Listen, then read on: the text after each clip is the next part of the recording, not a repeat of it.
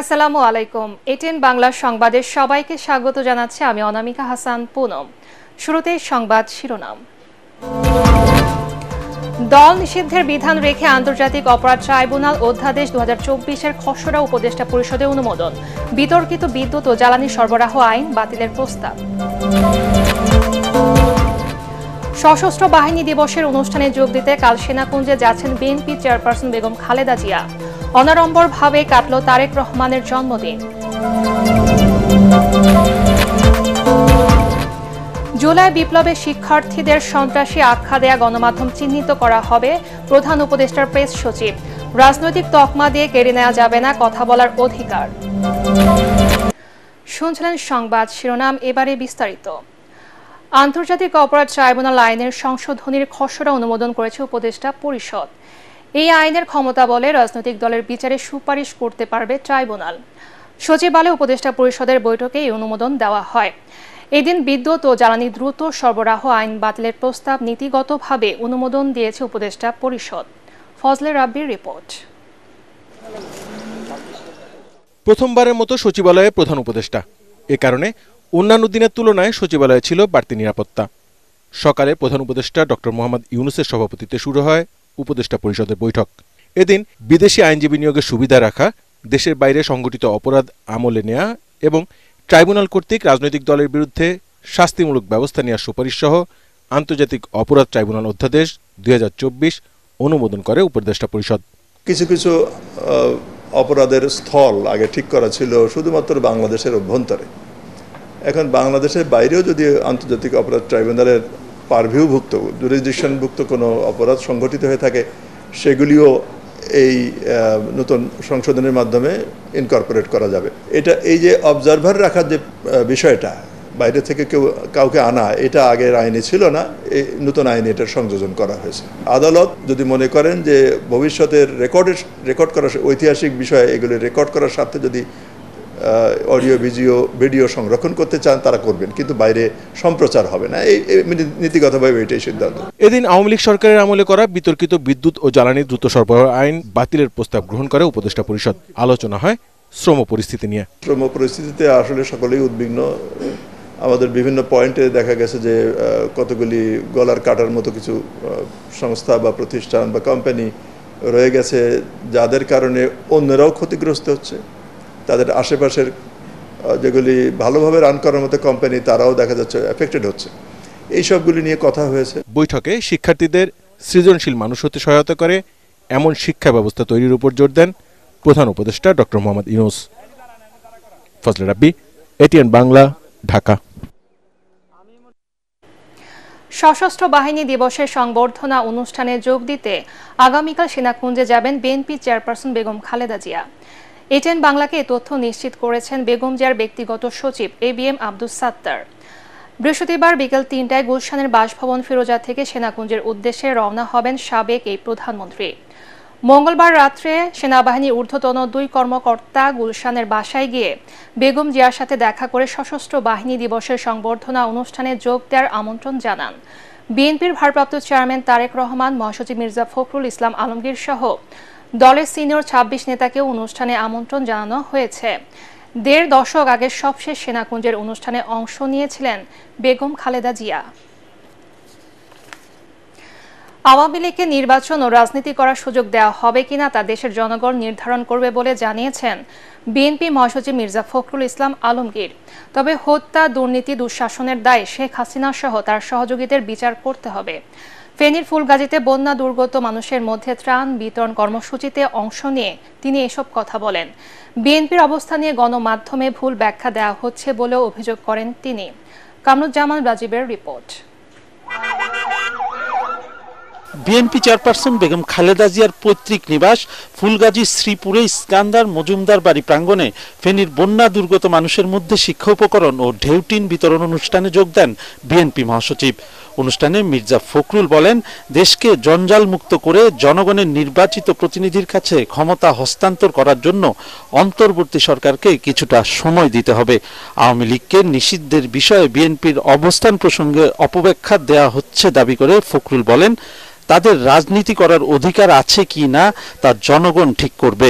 কে রাজনীতি করবে, কে রাজনীতি করবে না, সেটা তো নির্ধারণ করবে জনগণ। আমি একটা রাজনৈতিক দল হিসেবে তো সেই নির্ধারণ করতে পারি না। সুতরাং এখানে কোনো ভুল বুঝাবুঝির অবকাশ নাই। আমরা কখনোই কাউকে কোনো দলকে নির্বাচন করতে দিকে মানা করিনি, কিন্তু যারা হত্যা করেছে, যারা মানুষ খুন করেছে, যারা অন্যায় করেছে, দেশের আপনার সম্পদ নষ্ট করেছে, বিদেশে টাকা পাঠিয়ে দিয়েছে, তাদেরকে অবশ্যই হাসিনা সহ সকলকে নিয়ে সেখানে বিচার করতে হবে, তাদেরকে শাস্তি দিতে হবে। পরে ছাগলনাইয়ায় 7 নভেম্বর বিপ্লব ও সংহতি দিবস উপলক্ষে জনসভায় অংশ নিয়ে মির্জা ফখরুল বলেন, ফ্যাসিস্ট হাসিনা সরকারের অমানবিক নির্যাতনের শিকার হয়েও বিএনপি মাথা নত করেনি। স্বৈরাচারের বিদায়ের পর মানুষ যে স্বপ্ন দেখছে তা নস্যাৎ হতে দেয়া যাবে না। দ্রুত নির্বাচন কেন্দ্রিক সংস্কার করে অন্তর্বর্তী সরকারকে নির্বাচন দেওয়ার দাবি জানান তিনি। 3 মাস পর হয়ে গেল, এই সরকারের কাছে আশা করেছিলাম তারা আমাদেরকে পথ দেখাবেন, একটা রোড ম্যাপ আমরা বারবার চেয়েছি। আবারও বলছি যে অনুগ্রহ করে সংস্কার দিল, নির্বাচন কেন্দ্রিক সরকার সংস্কার প্রয়োজন, সেই সংস্কারগুলোকে দ্রুত করে যত দ্রুত নির্বাচন দেবেন ততই জাতির জন্য মঙ্গল। কারণ যতই নির্বাচন দেরি হবে ততই বেশি সমস্যাগুলো আরো বাড়বে। অন্যদিকে কুড়িগ্রামের উলিপুর উপজেলা বিএনপি আয়োজিত জনসভায় বিএনপির স্থায়ী কমিটির সদস্য আমির খসরু মাহমুদ চৌধুরী বলেন, অন্তর্বর্তী সরকারকে মানুষের প্রত্যাশা পূরণে কাজ করতে হবে। প্রধানমন্ত্রীর হাতে সব ক্ষমতা দেওয়া, যার মাধ্যমে হাসিনার মতো দৈত্য সৃষ্টি হয়েছে, সেই দৈত্য যাতে সৃষ্টি না হয়, ক্ষমতার বন্টন হবে। কামরুজ্জামান রাজীব, এটিএন বাংলা। জুলাই অভ্যুত্থানের সময় যেসব গণমাধ্যমে শিক্ষার্থীদের সন্ত্রাসী আখ্যা দেওয়া হয়েছে সেসব প্রতিষ্ঠানকে চিহ্নিত করা হবে বলে জানিয়েছেন প্রধান উপদেষ্টার প্রেস সচিব শফিকুল আলম। তিনি বলেন, গণমাধ্যমে 16 বছর কার কি ভূমিকা ছিল এবং গত নির্বাচনগুলোকে কারা বৈধতা দিয়েছে তা খতিয়ে দেখা প্রয়োজন। রাজধানীতে ফ্যাসিবাদ মুক্ত গণমাধ্যম চায় শীর্ষক আলোচনা সভায় শফিকুল আলম এসব কথা বলেন। বিস্তারিত জানাচ্ছেন সৈয়দ রিয়াজ। মিডিয়া সংস্কারকে উপলক্ষ করে জাতীয় প্রেস ক্লাবে আয়োজিত এই সভা থেকে গণমাধ্যমকে একচাটিয়া নিয়ন্ত্রণ করতে বিগত সরকারের করা বেশ কিছু আইন বাতিলের দাবি জানানো হয়। বক্তারা বলেন, সাংবাদিক ও গণমাধ্যমের স্বাধীনতা পরিপন্থী আইনের ধারাগুলো পরিমার্জন করে স্বাধীন গণমাধ্যম ব্যবস্থা প্রতিষ্ঠা এখন সময়ের দাবি। তদন্ত সাপেক্ষে রাজনৈতিক পক্ষপাত দুষ্ট মালিক ও টেলিভিশনগুলোর বিরুদ্ধেও ব্যবস্থা নেয়ার কথা বলেন তারা। আইসিটি অ্যাক্টের কথা মনে আছে, সেই সময় এটা একটা ক্যাঙ্গারু অ্যাক্ট ছিল। আমি জানি অনেক পত্রিকা আইসিটি যে দুর্বল একটা কোড, সেটা নিয়ে একটা কথা পর্যন্ত লেখে নাই। তারা ভয় পেয়েছেন এতে কন্ট্রোভার্সিয়াল হয়ে যাবে, তাহলে এই ফাঁসির কাজটা হয়তো বা ব্যাহত হবে। রাজনৈতিক বিবেচনায় নিকট অতীতে বেশিরভাগ টেলিভিশন চ্যানেলের অনুমোদন দেয়া হয়েছে উল্লেখ করে বক্তারা বলেন, এসব প্রতিষ্ঠানের নির্বাহীরা চ্যানেলগুলোকে রাজনৈতিক হাতিয়ার হিসেবে ব্যবহার করে স্বাধীন সাংবাদিকতার পরিবেশ নষ্ট করেছে। 1 জুলাই থেকে 5 আগস্ট পর্যন্ত যে জার্নালিজমটা হয়েছে, অনেকে যারা করেছেন বা টিভিতে যেভাবে আমাদের স্টুডেন্টদেরকে, হিরোদেরকে তারা সন্ত্রাসী বলেছে, মিসক্রিয়েন্ট বলেছে, সেগুলো জানা উচিত। তারপরে আপনার 2014, 2018, 2024-এর ইলেকশনকে কারা কারা জাস্টিফাই করেছে এবং তারা দেখাতে চেয়েছে যে এইগুলো লেজিটিমেট ইলেকশন এবং এই লেজিটিমেট ইলেকশনের পিছনে তারা ভয়াবহভাবে সাপোর্ট দিয়েছে। আওয়ামী লীগ সরকার প্রধানের প্রত্যেকটি প্রেস কনফারেন্সকে প্রমাণ হিসেবে নিয়ে কোন সাংবাদিকের কি ভূমিকা ছিল তাও যাচাই বাছাই করা হবে বলে জানান প্রধান উপদেষ্টার প্রেস সচিব। জানুয়ারি মার্চে 2015 সালে যে অগ্নি সন্ত্রাসের কথা বলা হলো, এটা কারা করলো, কিভাবে করলো, এবং ওই সময় আপনার জার্নালিজমটা আবার আমাদের রিভিজিট করা উচিত। আমাদের জানা উচিত আসলে ঘটনাগুলো কি হয়েছিল, কারা ইনভলভ ছিল। সৈয়দ রিয়াজ, এটিএন বাংলা, ঢাকা। একই ভোটের মাধ্যমে স্থানীয় ও সংসদ নির্বাচন আয়োজনের পরামর্শ দিয়েছেন সাবেক সিএসি বিচারপতি আব্দুর রফ।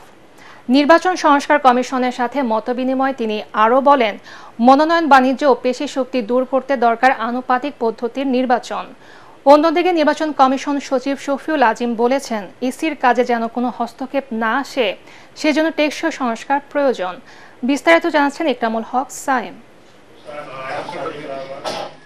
ধারাবাহিক মতবিনিময়ের অংশ হিসেবে বুধবার সাবেক প্রধান নির্বাচন কমিশনার বিচারপতি আব্দুর রউফের সাথে বৈঠক করে নির্বাচন সংস্কার কমিশন। এ সময় সুষ্ঠুভাবে নির্বাচন আয়োজনের জন্য আনুপাতিক পদ্ধতির উপর জোর দেন তিনি। এই পদ্ধতিতে একই সঙ্গে স্থানীয় ও সংসদ নির্বাচন আয়োজনের সুবিধার কথা তুলে ধরেন সাবেক সিএম। কারণ মনোনয়ন বাণিজ্যটাই এটাকে ট্রেডিং এ নিয়ে এসছে। 20 কোটি টাকা দিয়ে কিনবো, 10 কোটি টাকা ছড়াবো, 5 বছর থাকলে 200-250 কোটি টাকা লাভ করবো। সোজা হিসাব। এমপি চরিত্র নষ্ট হচ্ছে এই জন্যে। কাজে এগুলাকে আমরা বলছি যে এটাকে আনুপাতিক হারে নির্বাচন করেন। যারা নাকি দেশের মালিক সাধারণ মানুষ তাদেরকে দিয়ে তৃণমূল পর্যায়ে ভোটটা চালান। কোনো পুলিশ নেবেন না, ম্যাজিস্ট্রেট নেবেন না, কিচ্ছু নেবেন না। এ সময় নির্দিষ্ট সংখ্যক ভোটার নির্ধারণ করে স্থায়ী ভোট কেন্দ্র প্রতিষ্ঠারও পরামর্শ দেন সাবেক প্রধান নির্বাচন কমিশনার। পোলিং স্টেশনগুলো পার্মানেন্ট করেন, 2.5 লক্ষ পোলিং স্টেশন করেন।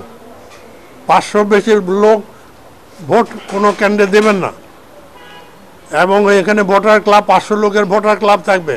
এর আগে নির্বাচন কমিশন সচিব শফিউল আজিমের নেতৃত্বে ইসির কর্মকর্তাদের প্রতিনিধি দল মতবিনিময় করে সংস্কার কমিশনের সঙ্গে। আইনের প্রয়োগ করার ক্ষেত্রে যাতে নির্বাচন কমিশন, নির্বাচন কমিশনাররা, নির্বাচনী কর্মকর্তারা কোনো ধরনের অন্য কোনো কর্তৃপক্ষ দ্বারা যাতে বাধাগ্রস্ত না হন, অন্য কেউ যাতে এখানের উপর হস্তক্ষেপ না করতে পারে। কমিশনের ক্ষমতা এবং কমিশনের কার্যকারিতা কিভাবে বাড়ানো যায় সেগুলোর ব্যাপারে তার পরামর্শ ছিল অভিজ্ঞতার আলোকে। সন্ধ্যায় সংস্কার কমিশন বৈঠক করে হিন্দু মহাজোটের নেতৃবৃন্দের আরো সঙ্গে। শক্তিশালী করা দরকার। ইকরামুল হক সায়েম, এটিএন বাংলা, ঢাকা। ভরা মৌসুমেও বাজার রেকর্ড 70 টাকা কেজি দরে বিক্রি হচ্ছে আলু। তাই ভর্তুকি দিয়ে আজ থেকে সারা দেশে 40 টাকা কেজি দরে আলু বিক্রি শুরু করেছে সরকারি প্রতিষ্ঠান টিসিবি। সকালে কারওয়ান বাজার উদ্বোধনী অনুষ্ঠানে বাণিজ্য উপদেষ্টা শেখ বশিরউদ্দিন জানান, রমজানকে সামনে রেখে নিত্যপণ্যের দাম নিয়ন্ত্রণে কাজ করছে সরকার। তার দাবি, সরবরাহের ঘাটতির কারণেই বেড়েছে মূল্যস্ফীতি। শারফুল আলমের রিপোর্ট। রাজধানীর বাজারে আলুর পর্যাপ্ত সরবরাহ রয়েছে। মৌসুমের নতুন আলুও বাজারে আসতে শুরু করেছে।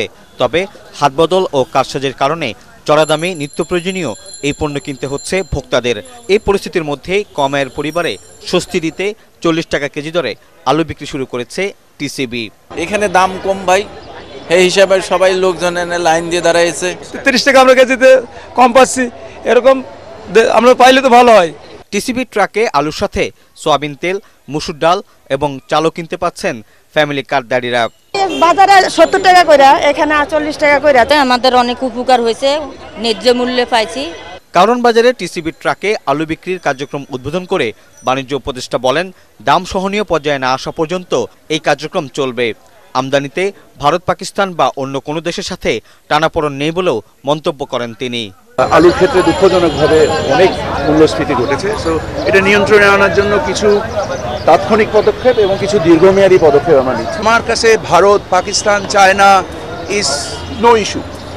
আমি সবাইকে সংযুক্ত করতে চাই। যেমন আপনারা সিন্ডিকেট বলছেন, আমরা যদি এখন দেশ হিসেবেও সিন্ডিকেটেড হয়ে যাই তাহলে তো সমস্যা। আমাদেরকে উদার ব্যবস্থা নিতে হবে। পণ্য আমদানিতে শুল্ক কমায় রমজানে নিত্য প্রয়োজনীয় পণ্যের দাম আরও সহনীয় থাকবে বলেও আশ্বস্ত করেন বাণিজ্য উপদেষ্টা।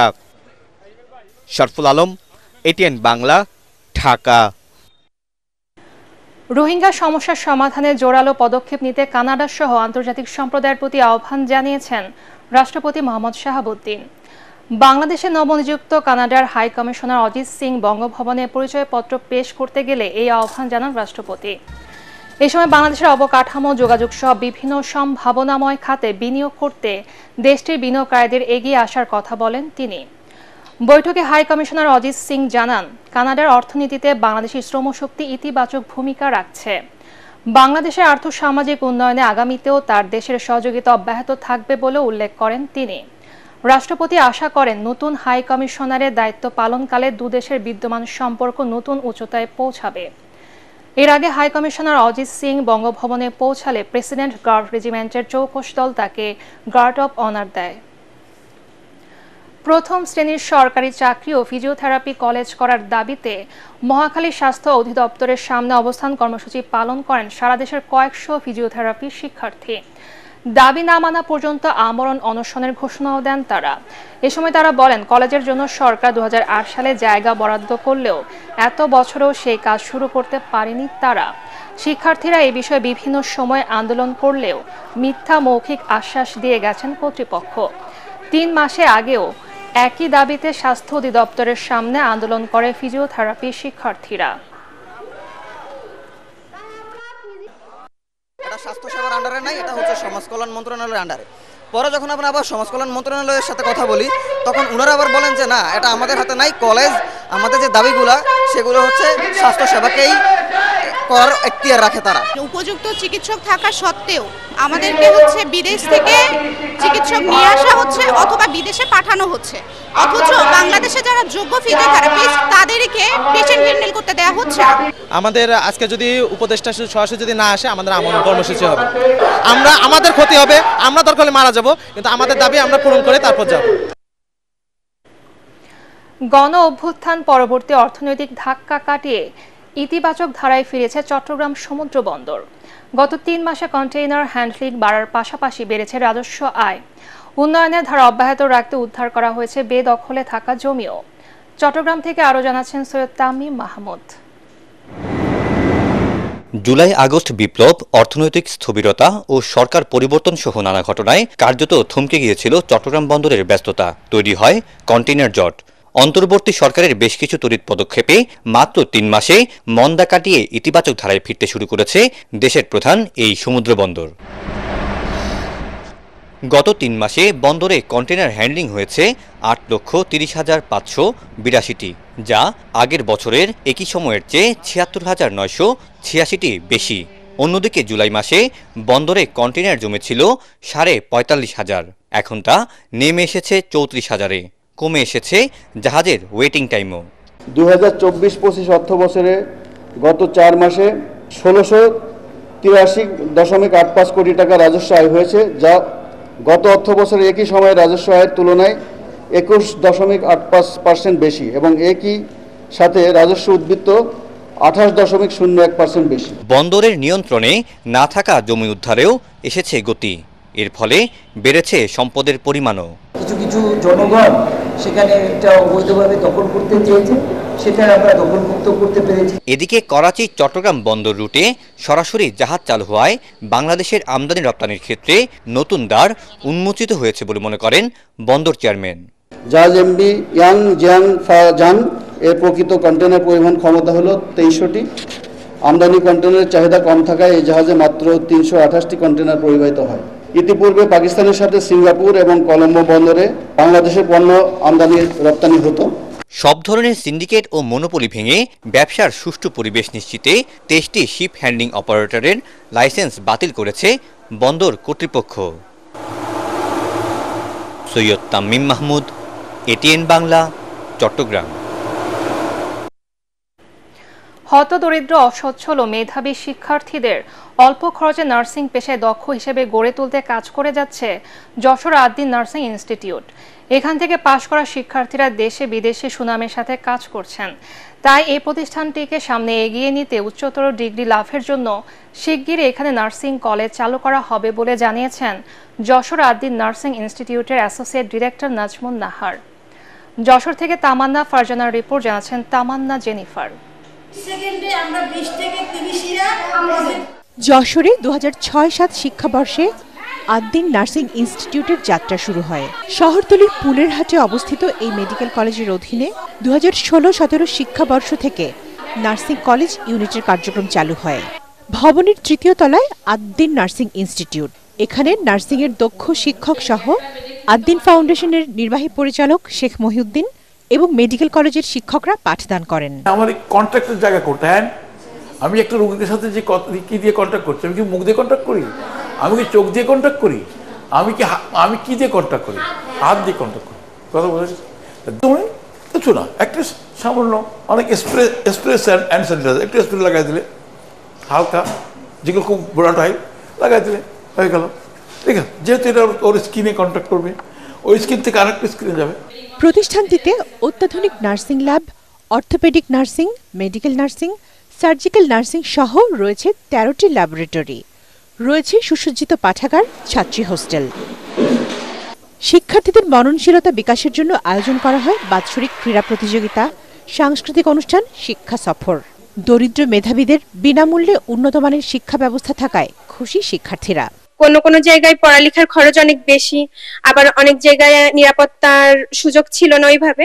এই কারণে আদ্দিন নার্সিং ইনস্টিটিউটে আমার পরিবার আমাকে ভর্তি করে। আমরা যে 3 বছর পরে ইন্টার্নি করে বের হয়ে আমাদের এখানেই চাকরি করার সুযোগ রয়েছে। আমাদের এখানে আবাসিক হোস্টেল সুসজ্জিত এবং সুন্দর, এবং তার পাশাপাশি আমাদের রয়েছে একটি সুসজ্জিত নামাজ ঘর। মেধাবী কোটার যে সমস্ত সুযোগ সুবিধা রয়েছে আমি সবগুলোই ভোগ করছি।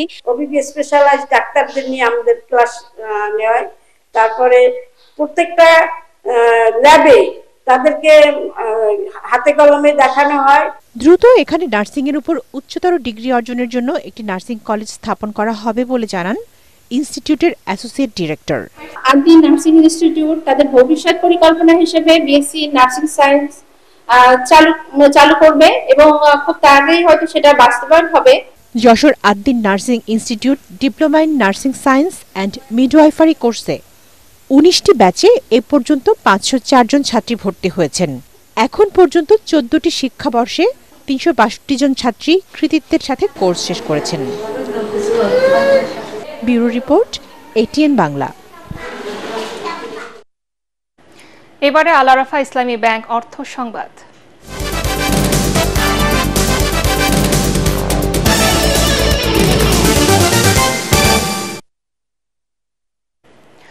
নবান্ন উৎসব পালন করল international university of business, agriculture and technology IUBAT এর শিক্ষার্থীরা।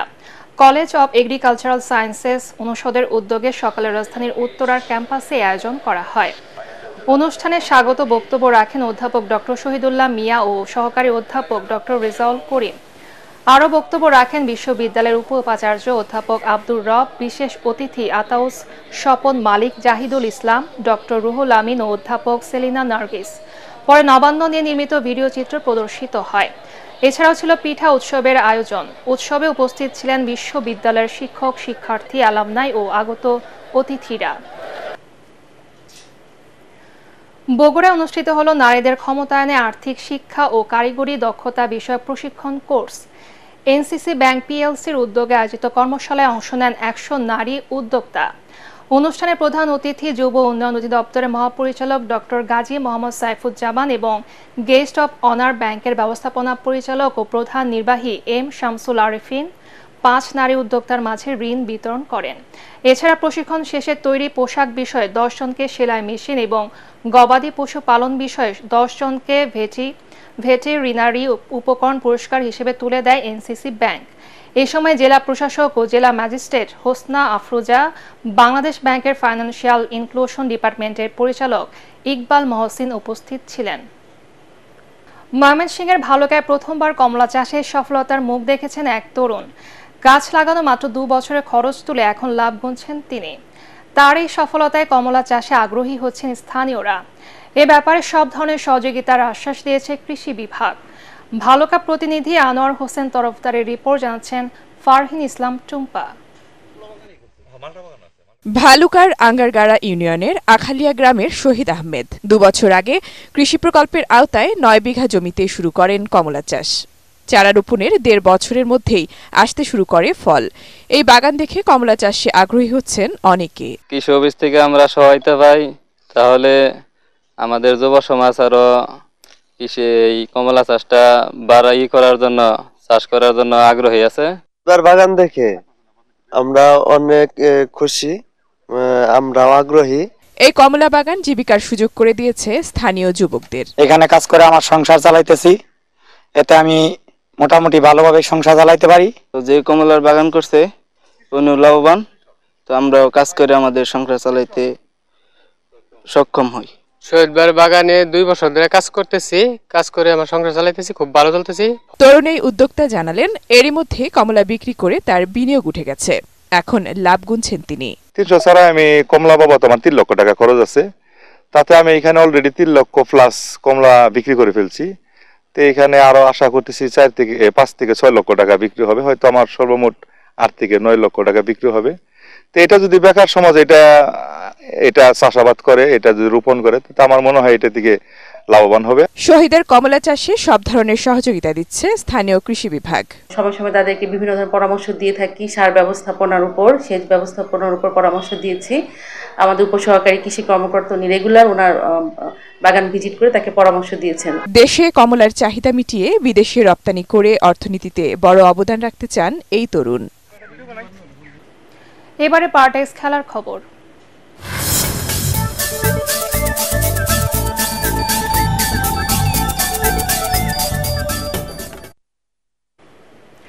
হকিকে দেশে তৃণমূল পর্যায়ে পৌঁছে দেওয়ার কথা বললেন ফেডারেশনের নতুন অ্যাডহক কমিটির কর্মকর্তারা। কয়েকদিন আগে 9টি ফেডারেশনের অ্যাডহক কমিটি ঘোষণা করে জাতীয় ক্রীড়া পরিষদ সেই কমিটি গঠনের পর প্রথম সভা করল হকি ফেডারেশন। সেখানে উপস্থিত ছিলেন ফেডারেশনের সভাপতি air chief marshal Hasan Mahmud Khan. 18 সদস্যের কমিটি থেকে এদিন উপস্থিত ছিলেন 13 জন। এ সময় সাধারণ সম্পাদক লেফটেন্যান্ট কর্নেল রিয়াজুল হাসান বলেন, হকি ফেডারেশনকে উজ্জীবিত করার লক্ষ্য থাকবে তাদের। সভা শেষে 2টি যুব হকি দলের জার্সি উন্মোচন করা হয়। খেলাটাকে আমাদেরকে আবার রুট লেভেলে অর্থাৎ স্কুল লেভেলে নিয়ে যেতে হবে, যেখান থেকে যে কোনো খেলা উঠে আসে। এটা করার জন্য আমাদেরকে টুর্নামেন্ট কিছু অ্যারেঞ্জ করতে হবে, হকিটাকে আবার চালাতে হবে।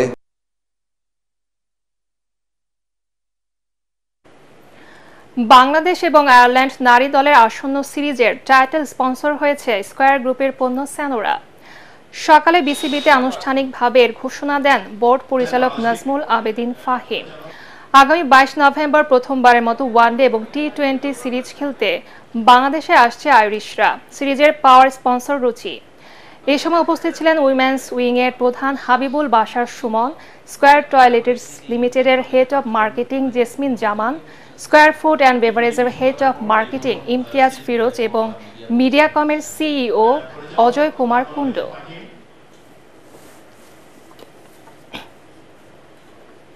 শেষ করার আগে সংবাদ শিরোনাম আরেকবার।